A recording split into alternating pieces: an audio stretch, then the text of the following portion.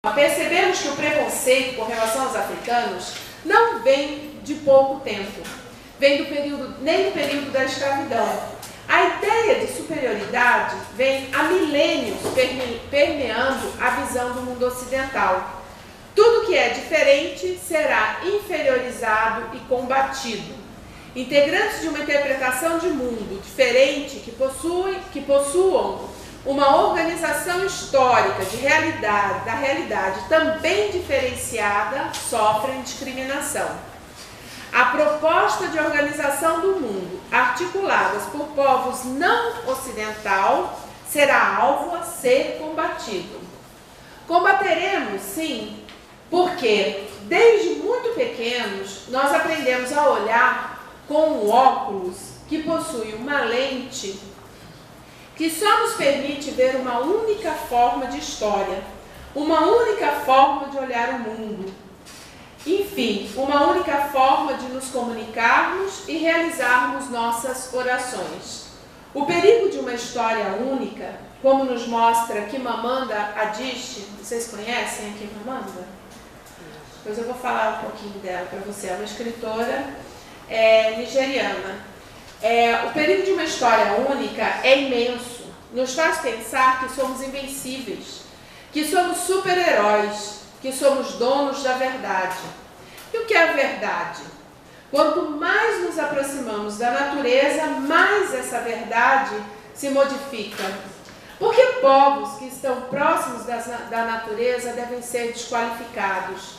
Porque povos que têm seus rituais diferentes de culto ao seu Deus e às suas divindades, dos que estão mais afastados da natureza, devem ser desqualificados.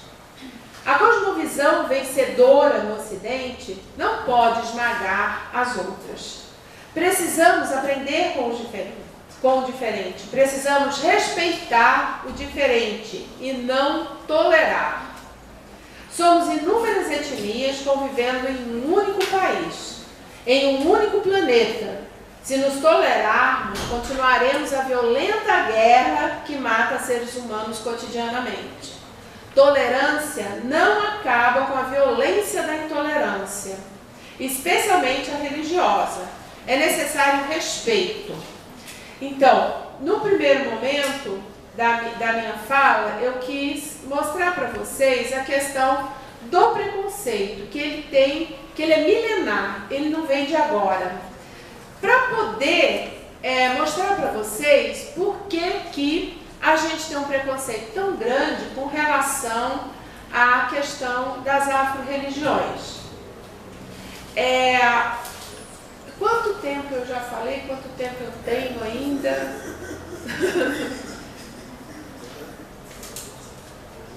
Não, ainda tem. Meia hora. Meia hora? Meia hora. Então vamos lá. Então eu vou falar um pouquinho para vocês agora do que é uma casa de candomblé. Né? Uma casa de candomblé, ela é, por excelência, um lugar de memória. Que memória é essa? Eu não vou definir aqui para vocês o que é lugar de memória, porque senão eu vou me estender muito e acaba ficando chato. Né? Eu já passei um monte de textos aqui para vocês e eu acho que é o suficiente. Mas quem quiser fazer alguma leitura para entender melhor o que é um lugar de memória, Pierre Nora, ele trabalha com o conceito, escreve Pierre Nora, tá? Fala-se Pierre Nora. Ele tem vários textos que ele fala sobre lugar de cultura.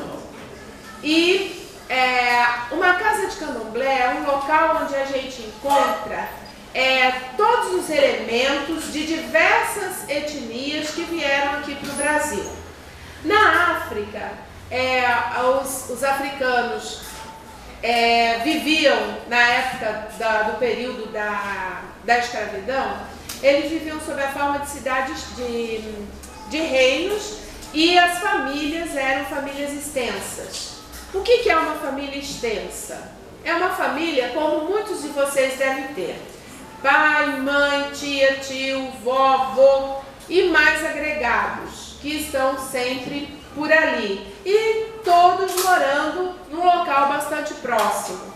Na África, essas pessoas moravam todas no mesmo território, digamos assim, numa fazenda, num sítio, algo parecido com isso.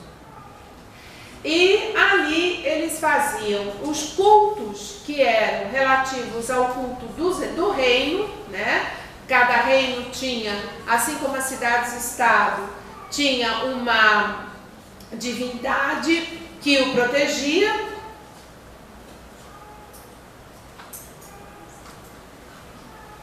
Tinha uma divindade que o protegia e era possível que cada família dentro desse reino fizesse um culto a uma divindade que fosse diferente da divindade que era a protetora do reino. Então, dentro desse reino existia uma questão de territorialidade, que num determinado espaço moravam as famílias, em outro espaço existiam espaços de sociabilidade que todos frequentavam. E ao redor desses reinos tinha floresta. E nessas florestas é que eram cultuados as divindades. Voltando aqui, abrindo uma janela, vocês estão reparando que eu estou falando em divindades e não em deuses ou deusas? Por quê? Porque as afro-religiões, de uma maneira geral, são raras as exceções, elas são monoteístas, elas não são politeístas. Quando falam que as afro-religiões são politeístas, é também uma forma de desqualificar os africanos, porque aí faz uma ligação com animismo, com isso, com aquilo, e só quem faz isso são selvagens. Os afro-religiosos, eles são monoteístas, tem um Deus criador, que é um Deus muito semelhante ao Deus dos cristãos, dos judeus, dos budistas, dos messiânicos, enfim, né, dos muçulmanos, é muito semelhante a eles. É um Deus que criou tudo que existe. Inclusive, no caso dos africanos, criou as divindades. Então, não são deuses, são criados pelos deuses, por um Deus, mas são divindades. Essas divindades receberam em todas as tradições, é muito parecido com isso. Em todas eles receberam uma parte da natureza para que eles tomassem conta. Por exemplo, vocês já escutaram falar de Oxóssi. Oxóssi, ele recebeu as florestas para que ele tomasse conta. Ele era o deus da caça e das florestas, ele cuidava das florestas. Oxum era a divindade que era responsável pelas águas frescas.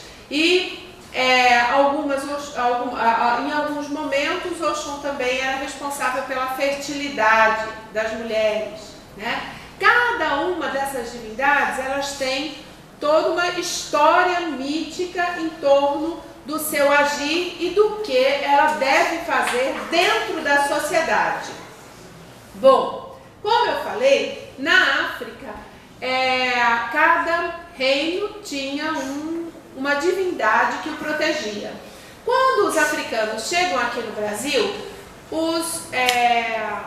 os fazendeiros, né, os donos de escravos, eles separavam por etnia, né? Eles não queriam juntar as etnias. Então botavam um iorubano, um jeje, um angola e tentava juntar diferentes para evitar que eles se comunicassem.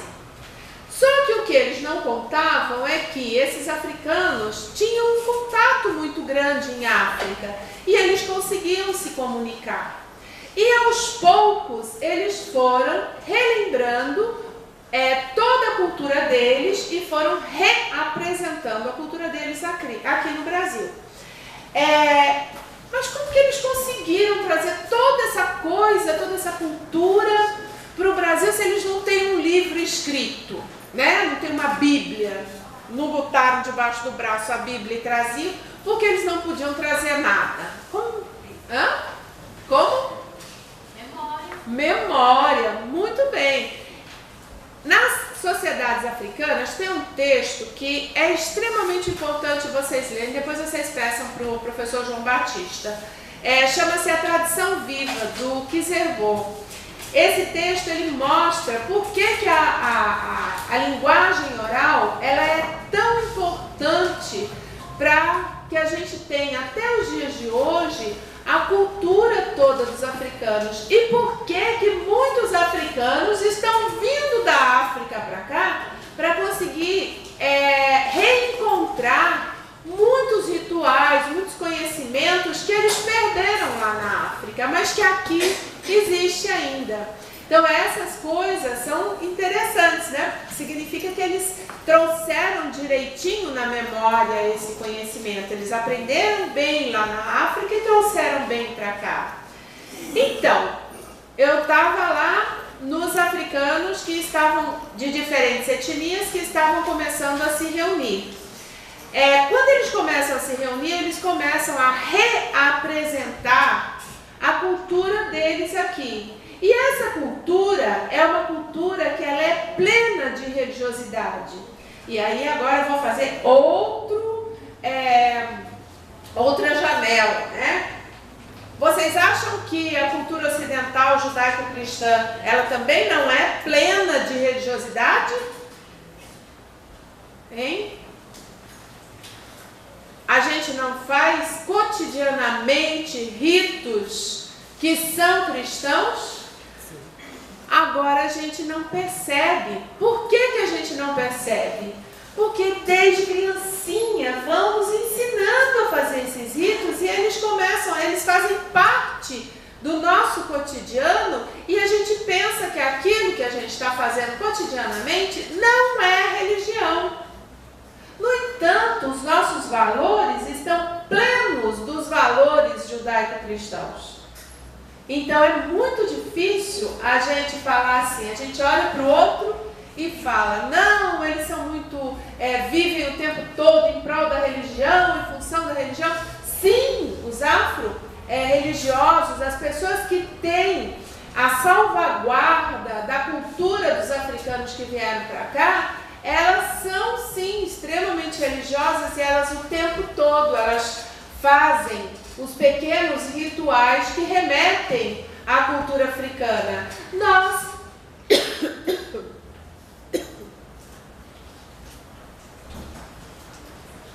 Nós também fazemos, independente de quem é afro-religioso ou não.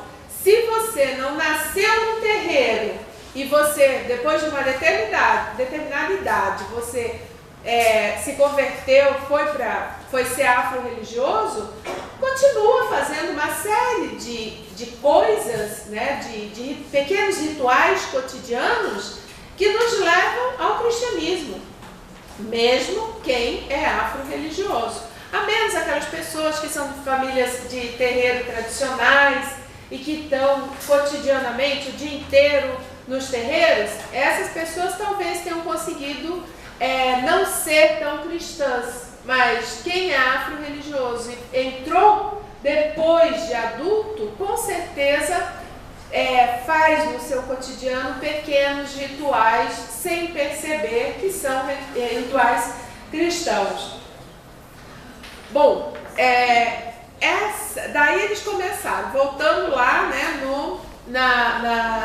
na reunião dos africanos de diversas etnias que estão reapresentando a cultura africana. Aí começa a se juntar várias pessoas, cada um tem um conhecimento de uma determinada parte da religião e eles começam, de alguma forma, a reapresentar um reino africano aqui no Brasil. Uma casa de candomblé, ela é um lugar de memória por excelência porque ela tem todos os elementos de um reino africano. Desde a hierarquização das funções todas, a organização social e política daquela casa de terreiro, tudo remete à organização social e política de um reino africano. Então eles trouxeram nas suas memórias, eles trouxeram todo esse conhecimento para cá e reorganizaram, nos reapresentando a religião. Então isso é muito interessante. Se a gente tiver bastante tempo, né, eu ia falar sobre isso hoje à tarde, mas infelizmente acabamos dando certo. É muito interessante a gente pegar essa questão e dissecar um pouco mais, né, as casas de terreiro como lugares de memória por excelência, né? Você pode passar? Quero ver o que eu coloquei aí que é interessante. Pode passar, sim, isso é uma coisa extremamente importante. A questão dos valores civilizatórios. Todo povo tem os seus valores civilizatórios. E os povos africanos também. O que a gente não consegue perceber é o quanto esses valores civilizatórios estão imersos no nosso cotidiano, né? O que são valores civilizatórios, né? São aspectos da cosmovisão que compõem a cultura. São valores que nos constituem enquanto sujeitos e estão presentes em nosso modo de vida. Então, passa mais um.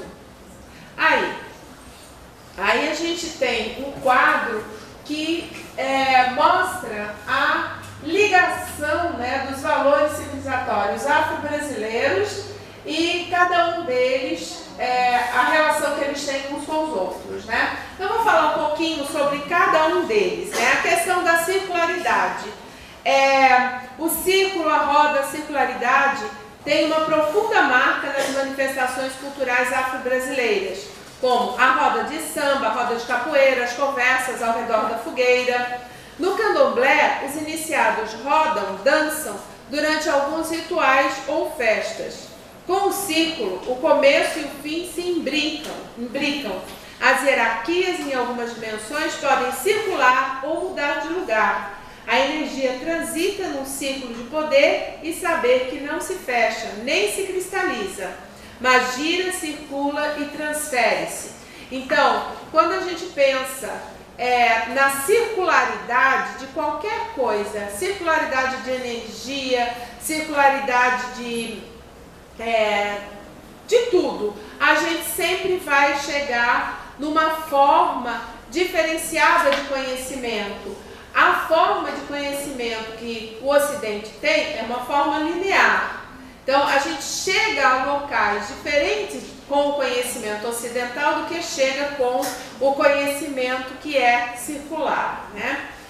São coisas que a gente precisa de um pouquinho mais de tempo para discutir, mas, enfim. A corporeidade. O corpo é vida, é aqui e agora, é potência, possibilidade. Com o corpo, a vida se afirma, se vive a existência, individual e coletivamente. Ele traz uma história individual e coletiva, uma memória a ser preservada, escrita e compartilhada. O corpo conta histórias. A questão do coletivo, do compartilhamento, é muito importante dentro das culturas tradicionais africanas. Eu não me lembro o nome do fotógrafo, mas teve um fotógrafo que foi europeu, que foi para a África, e daí ele pediu para uma criança que ele queria tirar uma foto de uma determinada forma, e disse a ele que se ele tirasse, ele daria um pacote de biscoito. Daí ele foi, tirou a foto, e esse pacote de biscoito ele foi e repartiu com todos os meninos da aldeia dele. Isso se chama comunidade, isso se chama solidariedade. Ninguém ali conhecia o biscoito, então todos iam, a partir desse momento, conhecer aquele biscoito. A vida em comunidade que faz as pessoas serem o que elas são. É o princípio do Ubuntu. Sou o que somos, né? Então, quando a gente está no meio de uma comunidade de uma comunidade negra, esse sentimento de solidariedade é totalmente diferente do que a gente percebe nos meios, especialmente nos meios religiosos brancos, né? A questão da musicalidade, né? Pouco precisa falar sobre a musicalidade negra no Brasil, né? A música, a sonoridade, a melodia, o ritmo, a canção estão presentes de modo particular na cultura e na história afro-brasileiras, de tal modo que muitos dos referenciais da musicalidade brasileira são de origem afro. É difícil você pensar numa música brasileira que não tem um tambor, né? E os tambores, eles são, por excelência, uma forma de falar com as divindades. Não se fala com as divindades se não tiver tambor no meio. E uma outra coisa, o africano, ele ora, ele faz as suas orações dançando, cantando e tocando tambor. Existe uma palavra que significa oração, acho que é quimbundo, que é semba. Semba deu origem à palavra samba no Brasil, né? Semba é oração. A memória, né? O povo negro carrega uma memória na nossa história que está submersa, escondida pelo racismo e que precisa ser descortinada, desenterrada, que é o que a gente está tentando fazer, né? Acho que a gente está conseguindo.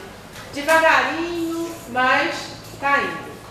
A questão da ancestralidade, o passado, a história, a sabedoria dos olhos, os olhos dos mais velhos tomam uma enorme dimensão de saber poder, de quem traz o legado, de quem foi e é testemunha da história, também sobrevivente.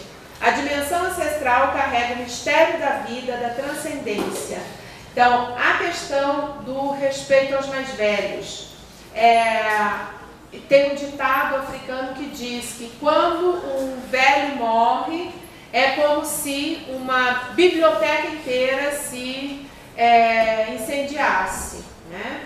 E é exatamente isso, porque quanto mais velho, mais conhecimento se tem. E é um conhecimento que os mais jovens têm que aproveitar, né? Isso é uma característica que diferencia substancialmente dos ocidentais, né? Os ocidentais pegam seus velhos, enfiam em asilos, não têm paciência, não cuidam, enquanto que os povos negros não. Os mais velhos ficam em casa, eles cuidam do jeito que é possível cuidar, as pessoas trabalham, mas cuidam dos seus velhos, não abandonam os seus velhos, né? A questão do cooperativismo, né? Lembrando, né, eu estou falando sobre os valores civilizatórios afro-brasileiros, né, que tem a ver com os valores civilizatórios africanos. Não, o cooperativismo. Não existe nenhuma cultura negra, cultura afro-brasileira, individualmente, na solidão, mas sempre no coletivo, na cooperação, no e com o outro. Não existe manifestação negra individual, mas sim calcada, fincada no coletivo. Por exemplo, em tese, não se come uma feijoada sozinho, mas se faz, não se faz, né, uma roda de samba sozinho, né? Em tese, a gente não vê esse tipo de coisa. A questão da oralidade, outro valor civilizatório. A fala, a palavra dita ou silenciada, ouvida ou pronunciada, ou mesmo segregada, tem uma carga de poder muito grande. Pela e na oralidade, os saberes, os poderes, quereres são transmitidos, compartilhados, legitimados. Se a fala é valorizada, a escuta também o é. O conto, a lenda, a história, a música, o dito, o não dito, o fuxico. A palavra carrega uma grande e poderosa carga afetiva. Outro valor civilizatório, energia vital. É uma dimensão interessante na medida em que revela a circularidade da vida, bem como a sua amplidão. Tudo tem energia vital, é sagrado e está em interação. Planta, água, pedra, gente, bicho, ar, tempo. Todos os elementos se relacionam entre si e sofrem influência uns dos outros. Aqueles que conhecem o poder dessa energia vital já compreendiam bem antes das pesquisas científicas de Lavoisier que na natureza nada se perde, tudo se transforma, né? A questão da ludicidade, outro valor civilizatório. Imaginemos um povo arrancado brutalmente de sua terra, que atravessou o Atlântico em tumbeiros, escravizado, humilhado, mas que não perdeu a capacidade de sorrir, de brincar, de jogar, de dançar, e assim conseguiu marcar a cultura de um país com este profundo desejo de viver e de ser feliz. Isso resume a ludicidade na perspectiva a favor da vida, da humanidade, da sobrevivência, a alegria frente ao real, ao concreto, ao aqui e ao agora, da vida, né? Já está terminando. Vou para o 10º valor civilizatório. São só 11, tá? Só falta 2. A territorialidade, o território, né? Palavras ou expressões como relações de poder, deslocamento, espaço-corpo, redes de pertencimento, delimitação, rotas de fuga, relações individuais, familiares e comunitárias, comunidades, posse de terra, identidade, nos convidam a pensar no sentido e significado que essas questões relacionadas à história e cultura afro-brasileira nos ancora a ideia de territorialidade como um valor civilizatório afro-brasileiro. Por fim, a religiosidade. Tudo é sagrado, é divino. Todos os elementos da natureza, todos os seres. Observemos, os orixás contemplam homens, jovens e idosos, crianças, mulheres, jovens, idosas, alegres, guerreiras, dengosas, brigonas, pessoas capazes do maior bem e do maior mal, portadoras de doenças, de necessidades especiais, encrenqueiras, homossexuais, bissexuais e etc. Enfim, falar do candomblé, falar dos valores civilizatórios, falar de racismo, falar de preconceito, falar de intolerância, seja religiosa, seja intolerância à própria figura do negro, tudo isso são coisas que remetem a uma mesma questão. É a questão de fazer com que o negro, especialmente o negro brasileiro, que é o que a gente está falando aqui, não estamos nos referindo, esqueça a sua história, que ele esqueça todos os seus valores civilizatórios, seus valores que o tornaram o que ele é. Então, é nesse sentido que o candomblé como lugar de memória, eu acho que é extremamente importante as pessoas conhecerem. Não precisa ir com aquela ideia, eu vou ter que me converter, eu vou passar mal, né? Tem muita gente que acha que passa mal quando vai para uma afro-religião qualquer. A questão não é essa, a questão é quando você vai para um terreiro, você vai conhecer um pouco mais a respeito de você mesmo. Seja você branco, azul, verde, amarelo, preto, seja lá a cor que você tiver, você vai se conhecer um pouco mais. Porque ali estão presentes todos os valores civilizatórios que estão presentes no nosso cotidiano. Eu falei de bater a mão, né? Isso é uma forma de espantar os maus espíritos, né? Isso daqui também é uma forma que eles utilizam para tratar das questões da religiosidade. E por último, aquela questão do... Existe uma língua chamada língua do clique.